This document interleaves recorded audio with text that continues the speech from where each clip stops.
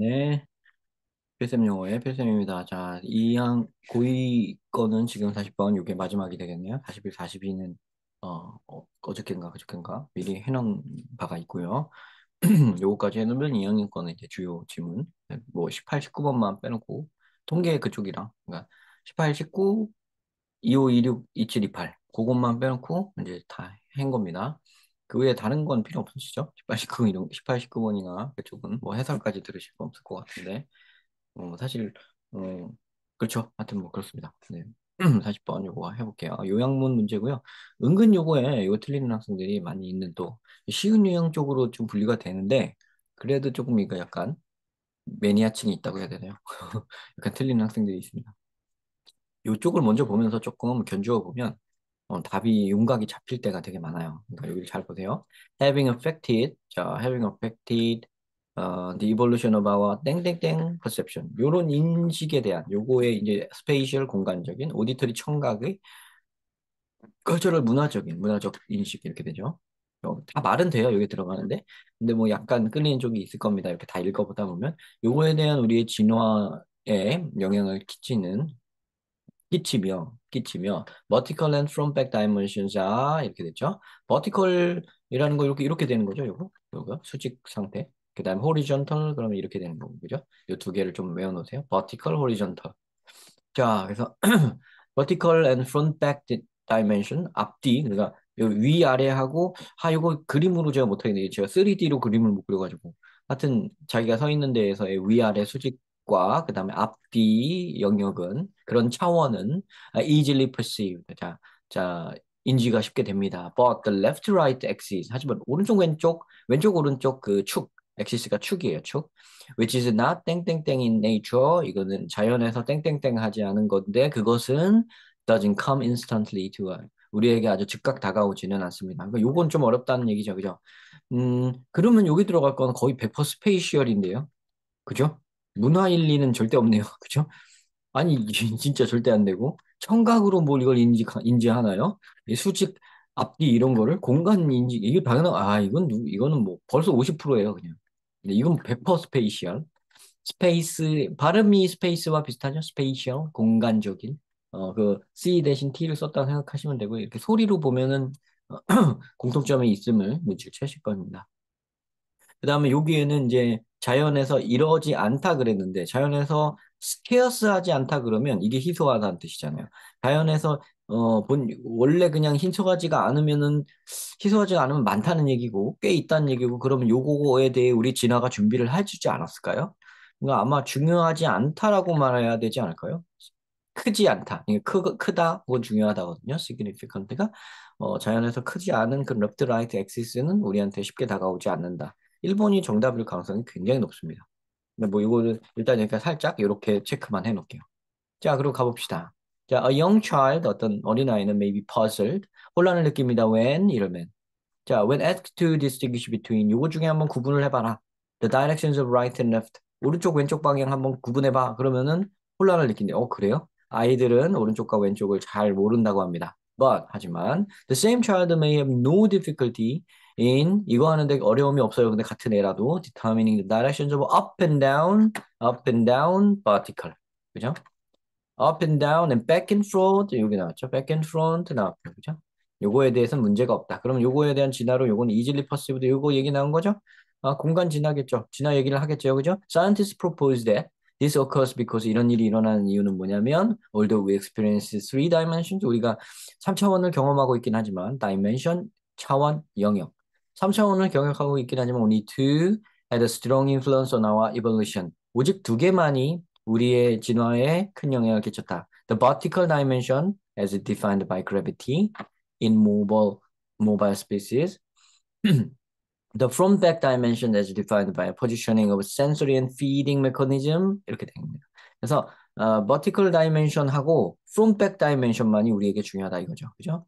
vertical dimension은 요걸로 정해집니다. gravity에 의해 정해져요. in mobile 움직이는 종한테는 요거에 의해 위아래로 그것이 정해지고요. front-back dimension은 앞뒤 이거는 as a positioning of 요거 sensory feeding mechanism. sensory 하고 피딩 메커니즘 이게 뭐냐면 우리 얼굴에 눈이 앞을 향하고 있죠. 그죠? 그다음 feeding 먹는 게 입이 이게 여기 보세요. sensory and feeding 메커니즘의 위치 때문에 얘 정해진다고 하는데 이게 뭐 쉽게 말하면 눈과 눈, 코, 입이 앞에 달려 있으니까 앞, 눈, 코, 입이 뒤에 안 달려 있으니까 뒤 이렇게 한다는 얘기예요. 쉬운 말이죠, 되게 생각해 보면. 이거를 뭐 감각적인 먹는 체계가 막 이런 식으로 해석하고 있지 말고 눈, 코, 입이 앞에 달려 있으므로 쉽게 안다 이렇게 하는 거죠. 자, these influence our perception of vertical versus horizontal, far versus close, and search for dangers from above or below. 자, such as snake 이런 거죠. 자, these 이런 것들은 영향을 끼칩니다. 우리의 인식에 영향을 끼쳐요. vertical versus horizontal. 아까 얘기했죠? horizontal. 자, 수평적인, vertical 수직적인. 수직 대 수평이라는 인식을 키우고요. far versus close. 멀고 가까운 거에 대한 인식을 키우고요. and search for danger from above. 위쪽의 위험을 찾는 것, 뭐 이글 같은 거.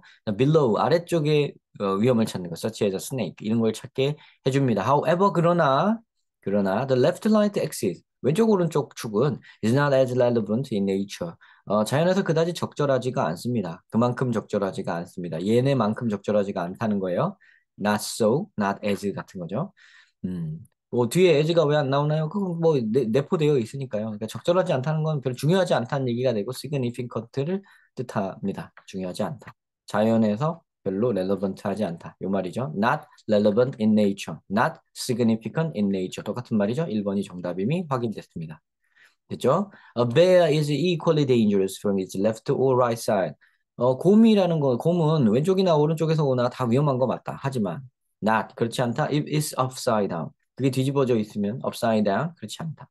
In fact, 사실 when observing a scene containing plants, animals and man-made objects such as cars or street signs, we can only tell when left and right have been inverted if we observe those artificial items. 이런 아이템들의 요게 왼쪽 오른쪽이 인버스가 뭐예요? 인버트가 뒤집어져 있는 거죠, 인버트. 그죠? 뒤집어져 있을 때, 바뀌어져 있을 때만 구분할 수가 있다. 그리고 이건 뭐냐면 배어는 요게 왼쪽에서 오나 오른쪽에서 오나 어차피 위험하다. 그쵸? 그러니까 왼쪽 오른쪽은 그렇게 중요한 건 아니죠. 근데 is upside down. 근데 그렇지 똑같이 중요한 게 아닌데 근데 이게 upside down 뒤집히면은 뒤집혔다는 얘기는 뭐가 뒤집혔다는 얘기냐면 왼쪽과 오른쪽이 뒤집혔을 때 얘기예요. 왼쪽과 오른쪽이 바뀌었을 때만 중요하죠. 사실 그래서 우리가 어디를 볼 때 그냥 이런 뭐가 있던 왼쪽 오른쪽은 크게 인식하지 않다가 그 왼쪽 오른쪽이 뒤바뀌어 있을 때만은 우리가 그거를 인식을 하게 되는 거죠. 그래서 upside down, inverted 요게 같은 얘기고요. 그죠? 이렇게 납득하시면 되겠죠. 그러니까 그다지 중요하지는 않은데 이게 왼쪽 오른쪽이 뒤바뀌어 있을 때만은 그때는 우리가 인식을 한다. 그 정도 인식을 한다는 얘기가 되죠. 하여튼 그러니까 앞뒤 맥락상 1번이 정답임을 이미 그리고 여기에서 거의 그냥 나왔죠. 이런 데니까요. 이런 걸 왜 틀리냐고 이걸. 물론 틀리신 분들이 있을 텐데 기분 나쁘라고 그러는 게 아니라 틀릴 수도 있는데 이걸 요렇게 생각하고 접근을 하면 이걸 다 맞출 일이지. 이거 왜 틀리냐고요. 전 단어를 몰랐어요. 그러니까 단어 외우 단어는요, 여러분들 미리 공부하시지 마시고요. 단어 공부에 대해서 이거 지금 2학년, 2023년도 3월 고2 전국연합 학력평가 해설의 지금 마지막, 제가 뭐 순서로는 41, 42가 뒤에 있지만, 40번, 요게 제가 녹화하는 기준으로는 가장 마지막에 지금 이걸 했거든요. 여러분들에게 드리고 싶은 말씀이 하나 있는데, 단어 외우는 거 있잖아요. 단어를 말이죠. 이렇게 외울 수가 있습니다. 단어를 미리 많이 외워놔요. 단어를 미리 많이 외워놓고 요런 거를 촉합니다. 그래갖고 아는 단어들이 많기 때문에 거의 좀 맞는 쪽으로 갑니다. 요게 한 가지 길이 있고요. 단어를 미리 해놓지 않아요. 미리 해놓지 않고 그냥 무조건 글을 읽어서 합니다. 일단 틀리고 봐요. 일단 틀리겠죠. 그러니까 단어를 너무 모르니까 틀리고 나서 독해하면서 한번 배워요. 그리고 배운 지문에 있는 것만 단어만 외웁니다. 이게 두 번째 길이에요. 자, 이 두 가지 길이 있는데 대부분의 학원이나 여러분들 혼자 공부하시는 분들이나 이런 분들은 단어를 때려 외우는 걸 먼저 하는 1번의 길을 택하는 경우가 많습니다. 1번의 길을 택했을 때 좋은 점과 나쁜 점을 말씀드릴게요. 1번의 길을 택했을 때 좋은 점은 비교적 많이 맞습니다. 자기가 가지고 있는 영어 독해력에 비해서 진짜 실력이죠. 그러니까 진짜 영어 독해력에 비해서 왠지 답을 많이 맞춥니다. 왜냐면 그래도 단어를 꽤 알면 그래도 영어 독해는 국어 독해와는 달리 좀 쉬운 편이기 때문에 답을 많이 맞춥니다. 근데 이렇게 된 거에, 이렇게 공부한 학생의 단점을 얘기해 드릴게요. 절대 킬러 문항을 못 맞춥니다. 죽어도 못 맞추게 됩니다. 왜냐하면 독해력을 기를 기회가 없었기 때문이에요. 단어를 꽤 아는 걸로 그냥 문제를 풀어보다 보니까 영어는 단어만 알면 돼 이러면서 풀어왔기 때문에 독해력이 있어야 된다는 것 자체를 인식을 못하고 심지어 가르치시는 선생님들 중에 일부도 그렇게까지 하는 사람이 있는데 그런 식으로 말을 하는 사람이 있는데 3등급까지는 뭐 맞는 얘기겠지만 2등급 초반 정도 수준 있죠? 80점대 초반 부분 거기까지는 맞는 얘기이기도 한데 그 이상은 절대 못 맞습니다. 그 이상은 맞기 어려워요. 독해력이 없으면. 독해력이 기반이 되지 않은 학생은 맞추기 어렵습니다. 자, 그런 단점이 있습니다. 자, 근데 저는 목표가 그냥 3등급만 맞으면 돼요. 2등급만 겨우 맞으면 돼요. 3학년 때. 그러면 그렇게 하세요. 네, 안 말립니다. 그리고 오래 걸려요. 그렇게 하면. 거기까지 도달하는데. 3년 걸립니다. 꼬박. 자, 그 다음에 두 번째 경우는 단어를 아까 말씀드렸듯이 지문을 먼저 문제를 풀어본 뒤 틀리고 얻어맞은 다음에 그 틀린 지문을 가지고 선생님과 함께 학습을 하든지 스스로 학습을 하든지 학습을 해서 새로 나온 단어들을 모아서 그 단어들을 뒷수습으로 외우는 경우를 얘기합니다. 이 경우에 장점이 뭐냐면 바로 아까 말씀드린 대로 이게 반대의 경우에 독해력이 길러집니다. 모르는 단어를 보면서도 유추하는 능력도 길러지고요. 단어와 관계없이 단어를 잘 모르다 보니까 글을 제대로 읽어서 푸는 수밖에 없다 보니까 그 길을 찾게 돼요. 그래서 그렇게 가르쳐 주는 선생님한테 잘 가르쳐 준다고 생각하게 되고 느끼게 되고 배우게 되고요. 그런 혼자 공부하더라도 그런 길을 결국은 가게 됩니다. 그래서 독해력이 길러지는 좋은 측면이 있고요. 그렇게 되면 어떻게 되냐면 킬러 문항까지도 다 섭렵할 수 있게 됩니다. 나중에 가서. 한 문제도 안 틀리는 학생이 될 수 있어요. 수능에서는 뭐 어차피 절대평가니까 필요 없지 않나요? 뭐 그렇긴 하죠. 네.